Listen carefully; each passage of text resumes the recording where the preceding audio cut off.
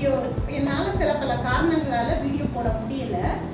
இப்போ இதிலிருந்து நான் வீடியோ போட ஆரம்பிச்சிருக்கேன். உங்களுடைய ஆதரவு எல்லாம் எனக்கு வேணும். நான் வந்து எங்கள் மாமியார் செய்கிற ஒரு பாரம்பரிய சிக்கன் பிரியாணி தான் நான் செய்ய போகிறேன். இந்த சிக்கன் பிரியாணி வந்து எப்போ செஞ்சாலும் இது நல்லாயிருக்கும். அது வந்து அரைச்சி செய்கிறது. அதனால் நம்ம இன்னைக்கு வந்து அந்த சிக்கன் பிரியாணியை எப்படி செய்யலாங்கிறத பார்ப்போம்.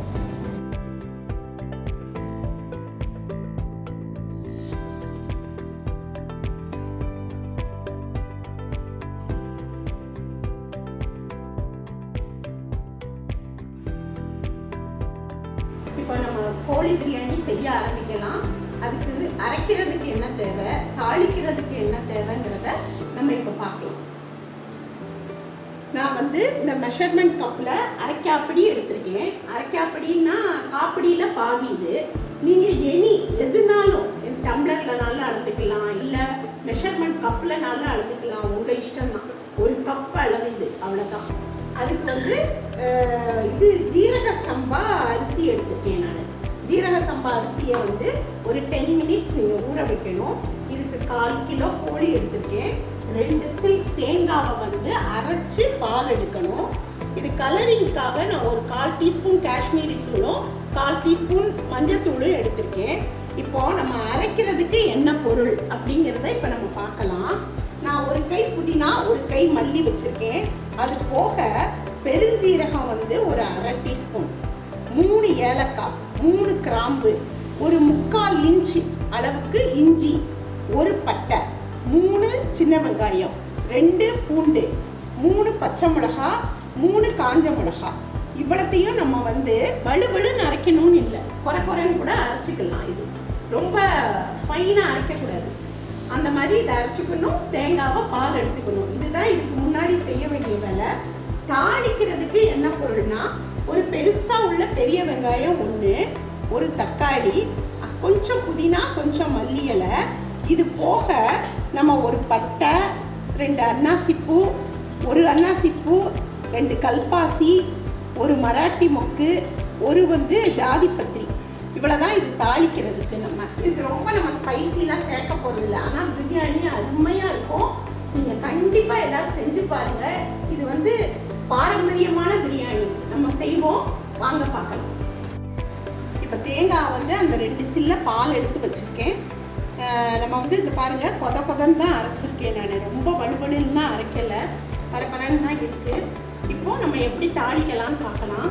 நான் ஒரு குக்கர் வச்சுருக்கேன். நம்ம பிரியாணி கறி வந்து வேக போடுறது வந்து குக்கரில் போடணும். அதுக்கப்புறம் ஒரு சட்டியில் வந்து நம்ம கனமான சட்டியில் வந்து பிரியாணி பண்ணிக்கலாம். இதில் வந்து ஒரு 3 டேபிள் ஸ்பூன் அளவுக்கு கீ ஊற்றிக்கிறேன். நான் இதில் வந்து ஒரு 2 டேபிள் ஸ்பூன் அளவுக்கு கொஞ்சோண்டு, இல்லை 1 டேபிள் ஸ்பூன், உங்களுக்கு எவ்வளோ தேவையோ அவ்வளவு எண்ணெய், அவ்வளோதான். இப்போது சட்டி காயட்டும். நம்ம தாளிக்கிற பொருளெல்லாம் போட்டு தாளிச்சிடலாம்.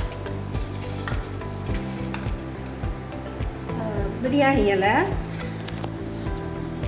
கல்பாசி, மராட்டி மொக்கு, ஜாதிப்பத்திரி, அன்னாசிப்பூ.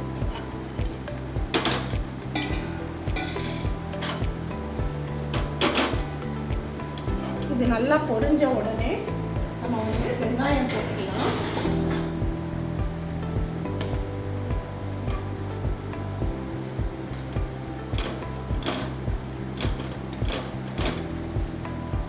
வந்து அந்த ஒரு வெங்காயத்தை வெட்டி வச்சுருக்கேன், அதை போட்டுட்டேன்.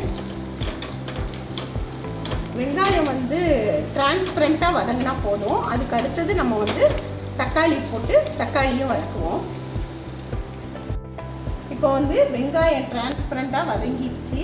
அடுத்து நம்ம தக்காளி அதை வெட்டி வச்சுருந்தோம்ல, அந்த ஒரு தக்காளியை வந்து இது சேர்த்துருவோம். இதுவும் வதங்கட்டும். இது கூட நம்ம வந்து சிக்கன் போட்டுடலாம்.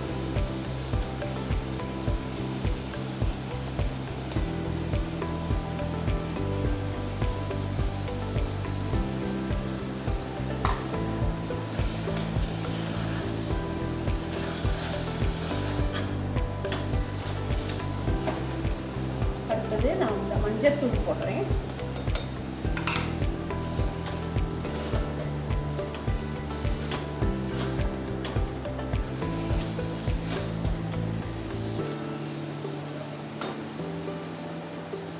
இப்போ வந்து சிக்கன் கூட வந்து நம்ம அந்த அரைச்சதை சேர்த்துக்கலாம்.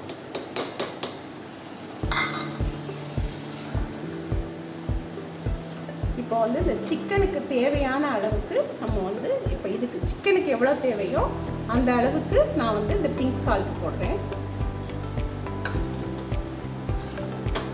இது பிராய்லர் சிக்கன்னால உங்களுக்கு ஒரே ஒரு கேஸில் வந்து வெந்துடும். ஒரே ஒரு விசில் வச்சா போதும்.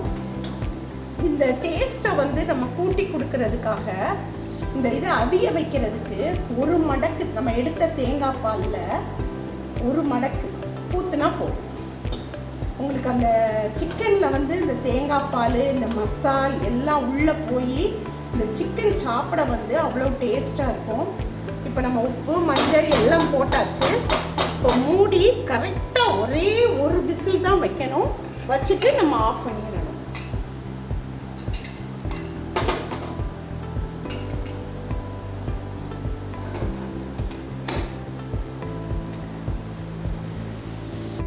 இப்போ வந்து சிக்கன் வந்து ஒரு விசில் வச்சேன் போதும். நமக்கு வந்து பிராய்லர்னால அவ்வளோதான் வைக்கணும். நம்ம இப்போ மட்டன் வச்சிங்கன்னா நீங்கள் 5 விசில் வச்சுக்கோங்க.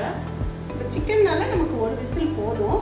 இப்போ நான் இதை ஓப்பன் பண்ணுறேன். ஓப்பன் பண்ணி நம்ம பிரியாணி வந்து இந்த தேக்ஸால தான் செய்ய போகிறோம். அதாவது கனமான தேக்ஸால தான் செய்ய போகிறோம். அதனால் நம்ம அந்த கடாய்க்கு வந்து அதை மாற்றிடலாம். இப்போ பாருங்கள் சிக்கன் எந்த மாதிரி வெந்திருக்குன்னு.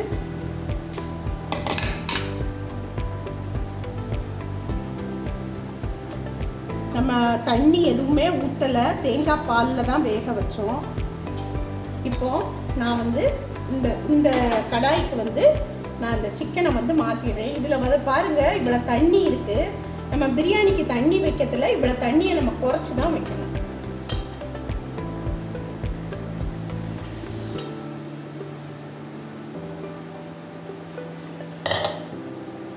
இப்போது நான் அடுப்பை மூட்டிக்கிறேன்.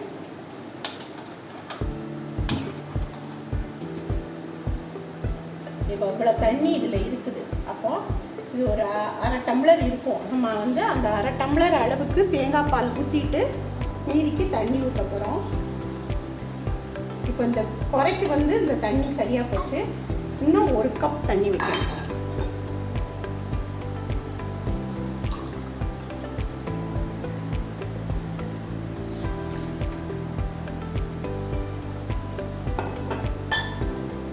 நல்லா கொதிக்கட்டும். இப்போ நம்ம கொஞ்சம் மல்லி இலையும் கொஞ்சம் புதினாவும் போட்டுக்கலாம். இது வந்து இப்போ கொதிக்கட்டும். கொதிச்ச உடனே அரிசி போட்டுட்டு நம்ம சிம் பண்ணிடணும்.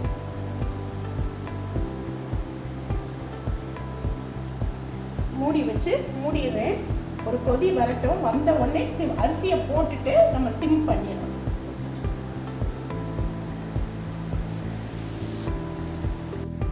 இப்போ பாருங்கள் நல்லா நமக்கு வந்து கொதி வந்துருச்சு. இப்போ தீயை வந்து சிம் பண்ணிடுங்க.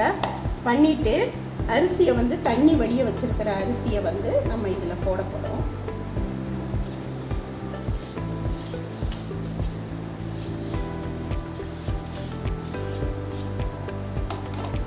அப்போ தான் வந்து நம்ம வந்து கோழி வேக போடுறதுக்கு மட்டும்தான் உப்பு போட்டோம். இப்போ வந்து நம்ம போட்டிருக்க அந்த அரிசிக்கு வந்து நம்ம கொஞ்சம் உப்பு போட்டுக்கிறோம்.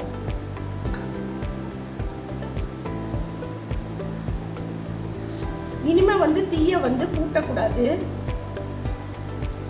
இனிமேல் வந்து தீ சிம்மில் தான் இருக்கணும். அப்படியே வச்சு நல்லா அரிசி வேகணும். அதனால் அப்படியே வச்சு மூடி வச்சுருவோம். கூடால வந்து பரட்டி பரட்டி விடணும். பார்த்துக்கலாம்.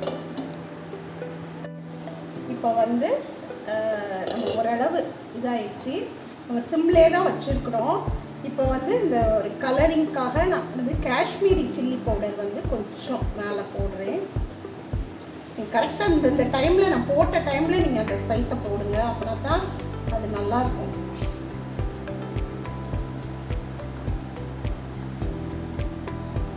இன்னும் சிம்லே வைப்போம்.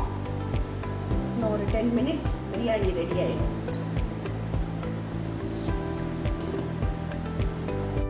இப்போ நம்ம பிரியாணி வந்து ரெடி ஆயிடுச்சு. பாருங்கள் உதிரி உதிரியாக நல்லா வந்திருக்கு. சூப்பராக ரெடி ஆயிடுச்சு. நீங்களும் எல்லாரும் இதே மாதிரி இதே அளவுகளோட செஞ்சு பாருங்கள். உங்கள் எல்லாருக்கும் கண்டிப்பாக பிடிக்கும்னு நான் நம்புகிறேன்.